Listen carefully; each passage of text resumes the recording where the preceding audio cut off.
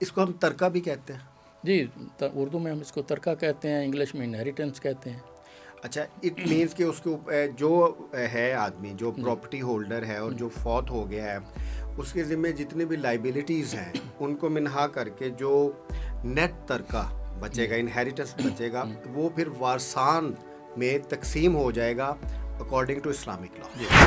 اب اس کے وارثان کون کون؟ مرنے والے کی ماں، تو ماں اگر مرنے والے کی کوئی اولاد ہے، بیٹی ہے، بیٹا ہے، تو ایسی صورت میں ماں ٹوٹل میں سے 1/6 حصہ تقسیم میں سے لے گی، وراثت میں سے۔ اور اگر باپ زندہ ہے تو 1/6 حصہ باپ لے گا۔ ماں باپ کے حقوق کو اللہ پاک نے یہاں پر تحفظ دیا ہے کہ وہ محروم وراثت نہیں ہیں کسی صورت میں بھی۔ ماموں، مامی، چچا، چچی، ان کا حصہ ہوتا ہے؟ چچا سرٹن کنڈیشن میں ریزیڈوریز میں آتا ہے، جب اولاد بھی نہ ہو، بہن بھائی بھی نہ ہو، فادر بھی نہ ہو، ادر فادر بھی نہ ہو، تو تب وہ اوپر جائے گا ریزیڈوریز کی لسٹ میں، نیچے جا کر وہ آتا ہے۔ جو وارثان ڈکلیئر کیے گئے ہیں نا قرآن مجید میں، وہ ماں باپ ہو گئے، مرنے والے کی اولاد ہوگی، اور اسپاؤسز ہو گئے، میاں بیوی۔ اگر مرنے والی خاتون ہے، بیوی ہے، تو خاوند کو حصہ ملے گا؟ جی، وراثت میں منقولہ غیر منقولہ جائیداد کا کوئی ڈیفرنس نہیں ہے سنی لا میں، جی شیعہ لا میں ہے، ٹھیک ہے۔ اسلام کا بڑا خوبصورت لا ہے کہ خاتون کو بھی حق جائیداد ہے، خاتون جو ہے وہ پراپرٹی اون کر سکتی ہے، اور جب وہ پراپرٹی اون کرتی ہے تو یہ نکاح کی خوبصورتی ہے کہ اس کا وارث جو ہے اس کا خاوند ہے، اور جو خاوند ہے اس کی وارث جو ہے اس کی بیوی یا بیویاں ہیں۔ ٹوٹل جو بیوی یا بیویوں کا جو ریزرو ہے وہ 1/8 وہ 1/8 ہے۔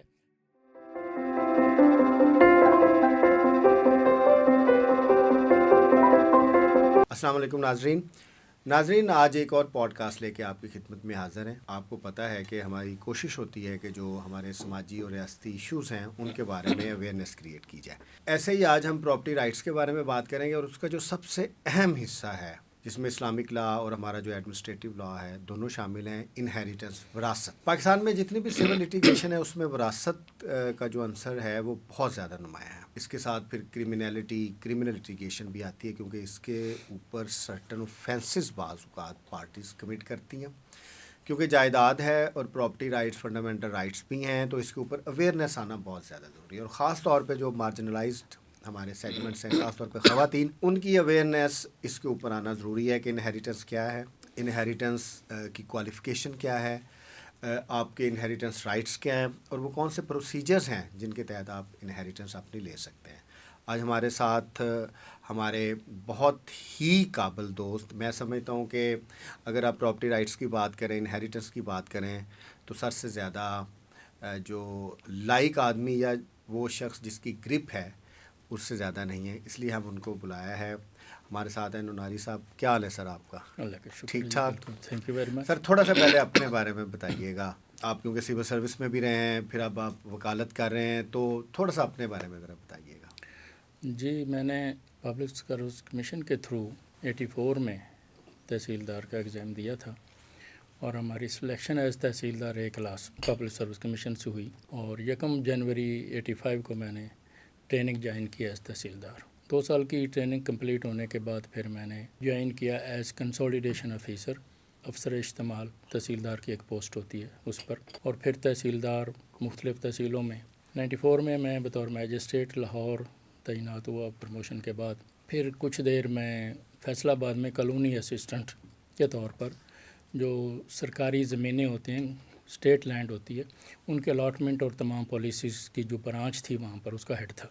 اچھا سر، پھر آپ نے جاب چھوڑی یا ریزائن کیا یا؟ میں نے جاب چھوڑ دی تھی، میں نے as a district traffic magistrate resign کیا تھا، لیکن کوئی فیملی پریشر کی وجہ سے میں اس کو تھوڑا سا کنٹینیو کیا، اور 2002 میں نے سروس چھوڑی۔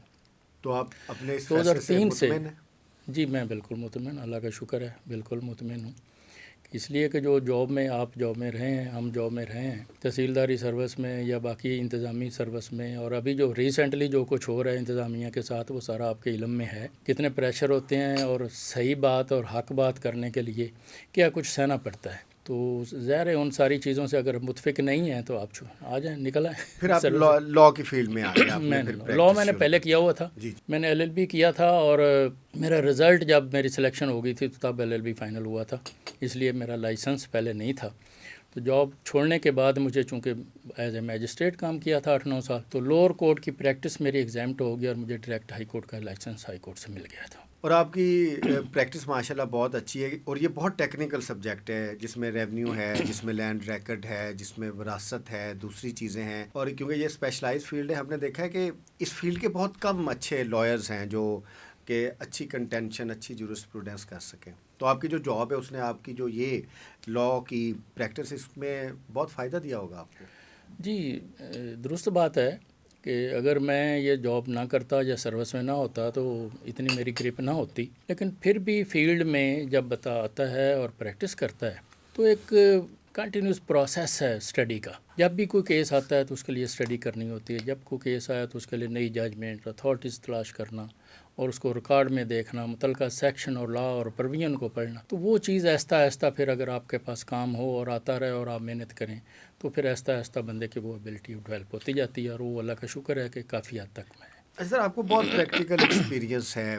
جب آپ تحصیلدار کا، اسسٹنٹ کلیکٹر کا یہ سارا کام کیا تو وراثت کے ایشو کو آپ نے بڑا قریب سے دیکھا، تو وہ ابھی اپنے ایکسپیرینس کی بنیاد پہ بتائیے گا کہ کون سے وراثت کے ایشوز جو ہیں جنرلی پیش آتے ہیں. دیکھیں وراثت تو جو بھی آدمی فوت ہوتا ہے اس کی جو بھی جائیداد ہوتی ہے اس کے آخری سانس کے بعد اس کے جو وارثان ہیں، لیگل ایئرز ہیں، وہ اس کے حقدار ہو جاتے ہیں. اب ریونیو ریکارڈ مینٹین ہوتا ہے اور اس میں ہمارے جو ریکارڈ آف رائٹس ہے اس میں اس مالک کا نام لکھا ہوتا ہے، اور اس کے نام کو ریپلیس کرنا ہوتا ہے ان لوگوں کے نام سے جو اس پراپرٹی کے حقدار ہوتے ہیں اور اس کے بعد جو مالکان بنتے ہیں. تو اس کے لیے مختلف جو کیٹیگری ہیں وارثان کون کون ہوں گے، تو یہ قانون وراثت اس کو ڈیل کرتا ہے. اور بیسیکلی اسلام سے پہلے ظاہر ہے جب سے معاشرے وجود میں آئے ہیں تب سے وراثت کے قوانین ہیں، ہر معاشرے کے ڈیفرنٹ قوانین ہیں اور ہر مذہب کے ڈیفرنٹ قوانین ہیں. تو اسلام نے بھی اپنا ایک نظام وراثت دیا جس کو اللہ پاک نے خود قرآن مجید میں نازل فرمایا، نبی پاک صلی اللہ علیہ وسلم نے اس کی تشریح فرمائی، اور اس کے بعد یہ ڈیولپ ہوا صحابہ اکرام کے دور سے لے کر فقہا نے اس کو کام کیا اور اس کو ڈیولپ کرتے ہوئے یہ سارا کوڈیفائڈ صورت میں اس وقت موجود ہے. تو اسلام نے تمام طبقات، خواتین ہیں، بچے ہیں، نابالغ ہیں، ماں باپ ہیں، سب کو ان کے رائٹس دیے ہیں اور کسی کو محروم نہیں کیا. چلیے اس کو اب تھوڑا سا اس طرح دیکھتے ہیں.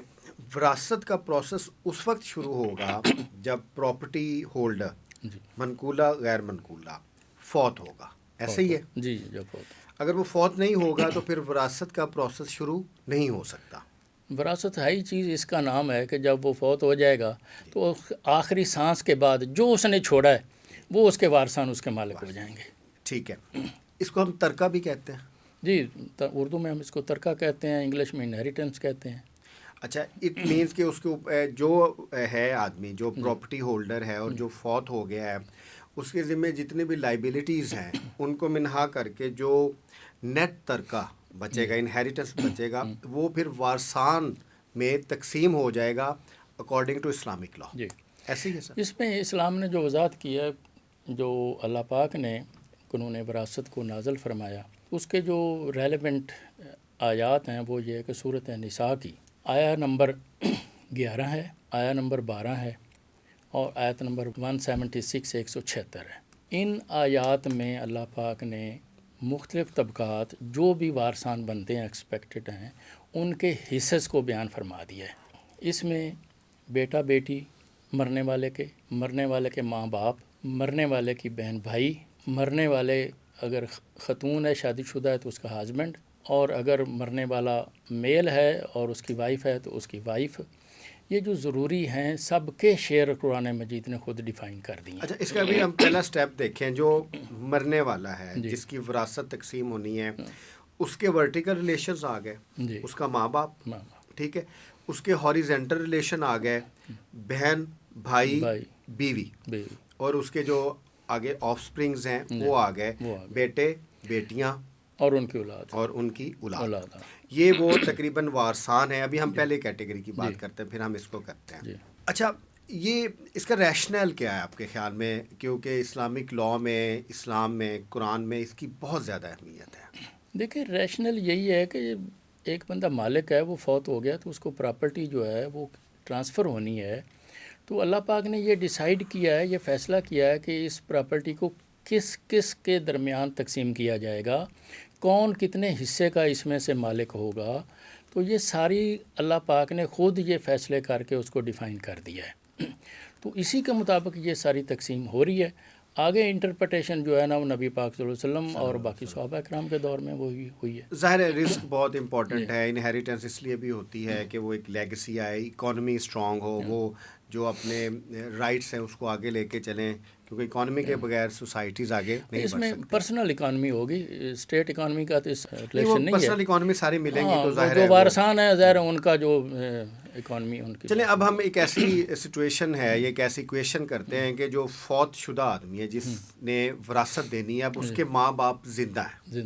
اگر اس کے ماں باپ زندہ ہیں تو وہ اس کے پیرنٹس کوالیفائی کرتے ہیں کہ ان کو وراثت ملے گی. جی، اس میں قرآن مجید نے خود ڈیفائن کر دیا ہے باپ کا حصہ اور ماں کا حصہ. یہ جو میں نے آپ کو سامنے پہلے 2 آیات کوٹ کی ہیں تو انہی میں ان کی وضاحت ساری آئی ہوئی ہے. جو سب سے پہلے ہم والدہ کو لے لیتے ہیں تو جو والدہ ہے مرنے والے کی والدہ ہوگی. اب جب بھی ہم وراثت کی بات کرنے ہیں تو ڈسیزڈ جو مرا ہوا ہے اس کا ریلیشن جو ہے فوت شدہ ہے جس کی پراپرٹی تھی.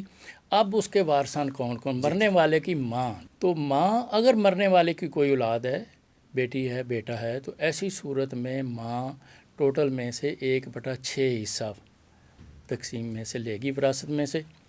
اور اگر باپ زندہ ہے تو 1/6 حصہ باپ لے گا. ماں باپ کے حقوق کو اللہ پاک نے یہاں پر تحفظ دیا ہے کہ وہ محروم وراثت نہیں ہیں کسی صورت میں بھی. اگر مرنے والے کی اولاد ہے تو پھر 1/6 حصہ 1/6 حصہ ماں باپ دونوں لیں گے. اور اگر مرنے والے کی اولاد نہیں ہے تو پھر یہ حصص انکریز کر جاتے ہیں. وہ صورتیں ہیں جن میں ان کا حصہ انکریز ہوگا. تو اس میں جو والدہ ہے اگر مرنے والے کی اولاد نہیں ہے تو والدہ 1/3 حصہ پھر لے گی، پھر 1/6 حصہ نہیں ہوگا اس کا. اور یہ قرآن نے ڈیفائن کیا ہے.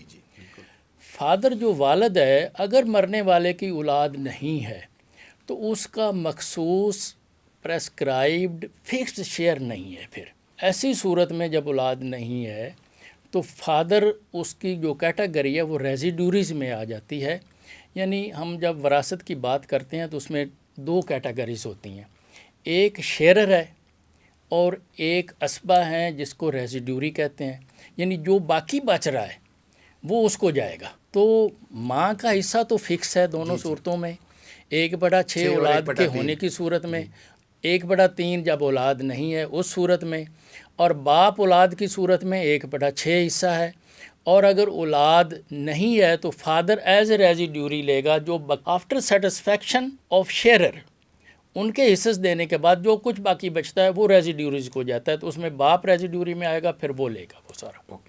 اب ہم نے ماں باپ کا حصہ تو ڈسیز جو ہے جس نے وراثت دینی ہے وہ ڈسکس کر لیا کہ اولاد ہوگی تو اتنا ہوگا، اولاد نہیں ہوگی تو اتنا ہوگا. اولاد نہیں ہوگی تو پھر 1/3 ہوگا، اولاد ہوگی تو 1/6 ہوگا. لیکن باپ کا اولاد ہونے کی صورت، اولاد نہ ہونے کی صورت میں اور اولاد ہونے کی صورت میں دوسرا ہے جو آپ نے ایکسپلین کیا. اچھا، ماں کا میں اور تھوڑا سا اس کو ایڈ کر دوں. ماں کے حصے میں جب ہم نے یہ ڈسکس کیا کہ اولاد نہ ہو تو ایسی صورت میں اس کا 1/3 ہوگا. لیکن اس میں قرآن مجید نے ایک اور کنڈیشن ایڈ کر دی ہے کہ اگر مرنے والے کے بہن بھائی ہوں، 1 سے زائد، یعنی بہن بھائی 2 یا 2 سے زائد کا ذکر ہے، وہ موجود ہوں تو ماں تب بھی 1/6 حصہ لے گی، پھر وہ 1/3 حصہ اس کا ریڈیوس ہو جائے گا. اور اس میں آگے تھوڑی سی انٹرسٹنگ چیز یہ ہے جس کو میں ایکسپلین کر دوں، کنفیوژن اس میں ہو جائے گی کہ مرنے والے کا باپ بھی ہے اور مرنے والے کی اولاد، یعنی کہ مرنے والے کے بہن بھائی بھی ہیں، اس کے موجود ہیں، بہن بھائی موجود ہیں. اب ایسی صورت میں بہن بھائی ہیں مگر اولاد نہیں ہے تو ماں باپ کے حصص چینج ہو جائیں گے یہاں پر، کیونکہ وہ بہن بھائیوں میں بھی آئیں گے. نہیں، بہن بھائی ضروری نہیں کہ وہ ان کو حصہ جائے. اس کو میں ایکسپلین کرتا ہوں. جی میں نے اس لیے سوال کیا جی تھا کہ اگر بہن بھائی موجود ہیں اور مرنے والے کا باپ بھی موجود ہے تو یہ پرنسپل ہے کہ بہن بھائی ایکسکلوڈڈ بائی فادر. جی باپ کی موجودگی میں بہن بھائی حصہ نہیں لیتے وراثت میں سے, وہ ایکسکلوڈ ہو جاتے ہیں. بالکل ٹھیک ہے. مگر ماں جو ہے جو 1/3 حصہ لے رہی تھی اولاد نہ ہونے کی صورت میں, اگر بہن بھائی موجود ہیں وہ خود تو حصہ نہیں لے رہے, ایکسکلوڈڈ بائی فادر ہیں, یس مگر وہ ماں کو 1/3 لینے سے روک دیں گے اور پھر ماں 1/6 لے گی. جی یعنی بہن بھائی آلسو اپنے آپ کو تو وہ محروم ہیں, لیکن ان کی موجودگی اپنی محرومی کے باوجود وہ ماں کو بھی کرٹیل کر رہے ہیں, وہ 1/3 کی بجائے 1/6 پر لا رہے ہیں. تو ایسی صورت میں کہ بہن بھائی ہیں, اولاد نہیں ہے, اور ماں موجود ہے, باپ موجود ہے, تو ماں 1/6 لے گی بہن بھائیوں کی وجہ سے. بہن بھائی خود محروم ہو جائیں گے فادر کی وجہ سے, اور باپ ایز اے ریزیڈیوری پھر 5/6 حصہ ٹوٹل باقی کا فادر کو چلا جائے گا. ادھر ہم ابھی ورٹیکل ریلیشن کو اور لے کے آتے ہیں. سسر ساس کا حصہ ہوتا ہے وراثت؟ نہیں, سسر اور ساس کا وراثت میں حصہ نہیں ہے. ماموں مامی چچا چچی ان کا حصہ ہوتا ہے؟ چچا سرٹن کنڈیشن میں ریزیڈیوریز میں آتا ہے, جب اولاد بھی نہ ہو, بہن بھائی بھی نہ ہو, فادر بھی نہ ہو, ادر فادر بھی نہ ہو, تو تب وہ اوپر جائے گا ریزیڈیوریز کی لسٹ میں, نیچے جا کر وہ آتا ہے. لیکن ایز سچ جو مین پرائمریلی ان کا حصہ پرائمریلی جو وارثان ڈکلیئر کیے گئے ہیں نا قرآن مجید میں, وہ ماں باپ ہو گئے, مرنے والے کی اولاد ہوگی, اور اسپاؤسز ہو گئے, میاں بیوی ہو گئے. ریزیڈری ہم بعد میں بات کرتے ہیں. اٹ مینس کہ جو پرنسپل جو ہیں وارثان ورٹیکل وہ ماں اور باپ ہی ہیں, اس میں سسر ساس چچا ماموں نہیں ہے. لیکن چچا یہ ڈسٹنکٹ کنڈریڈ میں آتے ہیں, یہ شیئرر میں اور ریزیڈیوریز میں نہیں آتے. اب ہم آگے چلتے ہیں. اسپاؤس, اگر مرنے والی خاتون ہے, بیوی ہے, تو خاوند کو حصہ ملے گا؟ جی, اسلام میں قرآن مجید میں آیت نمبر 176 جو ہے سورہ نساء, اس سورہ میں اللہ پاک نے میاں بیوی کے حصے کو بیان فرمایا ہے. اگر مرنے والی عورت اس کی اولاد ہے تو قرآن نے فرمایا کہ خاوند, اس کا جو ہسبینڈ, وہ 1/4 حصہ لے گا. اچھا ایک منٹ ادھر, اس میں اگر وہ ورکنگ لیڈی ہے, اس کو خود انہیریٹنس ملی ہے, وہ لینڈ ہولڈر ہے, یہ ڈیپینڈ نہیں کرتا کیونکہ اس میں منقولہ غیر منقولہ دونوں جائیداد شامل ہیں. دیکھیں, وراثت میں ایک چیز ذہن میں رکھیں کہ وراثت میں منقولہ غیر منقولہ جائیداد کا کوئی ڈیفرنس نہیں ہے سنی لا میں. جی شیعہ لا میں ہے. ٹھیک ہے, اس وقت ہم جو بات کر رہے ہیں پرائمریلی جو زیادہ ہماری ڈسکشن چل رہی ہے وہ حنفی لا پر ہو رہی ہے. ٹھیک ہے, شیعہ لا پر اگر کوئی آپ کویشچن کریں گے وہ بعد میں لے لیں گے. سنی لا کے مطابق یہ ہے کہ منقولہ اور غیر منقولہ جائیداد میں کوئی فرق نہیں ہے, اور سیلف ایکوائرڈ لینڈ پرچیزڈ کی ہوئی ہے اس میں بھی کوئی فرق نہیں, انہیریٹڈ ہے یا سیلف پرچیزڈ ہے اس کا بھی کوئی ڈفرینس نہیں ہے. اور بیوی ہو یا خاوند ہو, دونوں اگر مالکان ہیں اور وہ فوت, ان میں سے کوئی ایک فوت ہو جاتا ہے تو دوسرا اس کا قرآنک شرع کے مطابق وہ حقدار ہے. خاوند اولاد ہونے کی صورت میں 1/4 حصہ لے گا, اور مرنے والے کی اولاد نہیں ہے تو 1/2 حصہ لے گا. بیوی اگر خاوند کی اولاد ہے, اس بیوی سے ہے یا کسی اور بیوی سے ہے, مرنے والے کی اولاد ہے, ٹھیک ہے, تو ایسی صورت میں بیوی جو ہے وہ 1/8 حصہ لے گی. بیوی یا بیویاں, یہ بھی مد نظر رکھیں کہ بیوی ایک سے زائد ہو سکتی ہے, 4 تک جو ہے وہ بیویاں جو اس کے نکاح میں ہوں گی وہ ساری 1/8 لیں گی, وہ ساری ٹوٹلی 1/8 لیں گی, ان میں تقسیم ہو جائے گی 1/8 حصہ. ٹوٹل جو بیوی یا بیویوں کا جو ریزرو ہے وہ 1/8 وہ 1/8 ہے. اور اگر مرنے والے کی اولاد نہیں ہے تو پھر بیوی یا بیویوں کا 1/4 ہے, پھر 1/4 حصہ ہو جائے گا. اس طرح سے اسلام کا بڑا خوبصورت لا ہے کہ خاتون کو بھی حق جائیداد ہے. خاتون جو ہے وہ پراپرٹی اون کر سکتی ہے, اور جب وہ پراپرٹی اون کرتی ہے تو یہ نکاح کی خوبصورتی ہے کہ اس کا وارث جو ہے اس کا خاوند ہے, اور جو خاوند ہے اس کی وارث جو ہے اس کی بیوی یا بیویاں ہیں. اس کی وارث نہیں وارثان میں شامل ہے. شامل میں اس کو اور لحاظ سے وارثان میں شامل میں ہے. ذرا اس لحاظ سے بات کر اس رہا کو تھا محروم نہیں کیا گیا. کہ یہ بہت خوبصورت اور بڑا مضبوط جو ہے نا رشتہ ہے.